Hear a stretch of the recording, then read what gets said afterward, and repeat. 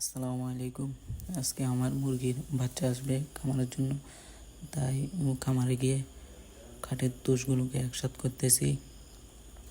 এখানে বোর্ডিং করব, তাই তারপর কাঠের তুষগুলোকে একসাথে করে এখানে আমি বোর্ড দিয়ে চারপাশে ঘিরে দিচ্ছি যেন মুরগিগুলো না বেরোতে পারে।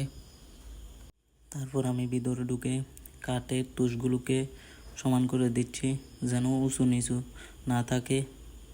উঁচু নিচু থাকলে এখানে পেপার দেওয়া যাবে না, তাই আমি কাঠের তুষগুলোকে একেবারে সুন্দর করে সমান করে দিচ্ছি যেন এখানে উঁচু নিচু না থাকে। কাঠের তুষ দেওয়ার পরে আমি এবার এখানে পেপার দিচ্ছি একটা একটা করে প্রত্যেক জায়গায়।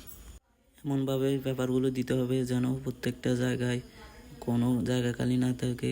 তা আমি একেবারে সুন্দর করে চারপাশ দিয়ে প্রথমে পেপারগুলো দিয়ে দিচ্ছি যেন কোনো জায়গা খালি না থাকে। এক এক করে প্রত্যেকটা জায়গায় পেপারগুলো দিয়ে দিলাম একেবারে সুন্দর করে।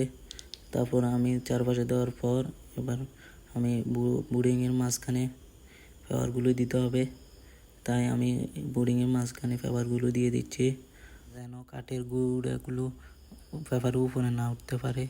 তাই আমি চারপাশে দেওয়ার পর এবার উপরে দিয়ে দিলাম একেবারে সুন্দর করে পেপারগুলো। এখন দেওয়া শেষ।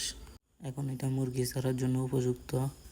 এখানে এখন কিছুক্ষণ পরে আমি মুরগি ছেড়ে দেব। এখন এটা তৈরি করা হলো মুরগির জন্য। আলহামদুলিল্লাহ আমার মুরগিগুলো চলে আসছে, তাই আমি এগুলোকে বোর্ডিংয়ের ভিতরে ছেড়ে দিচ্ছি এক এক করে। আমার মুরগিগুলো এখন সারা শেষ, দেখতেছেন এগুলা কি সুন্দর এখানে খেলা করতেছে। তো সবাই আমাদের জন্য দোয়া করবেন, আমাদের খামারের জন্য সবাই দোয়া করবেন।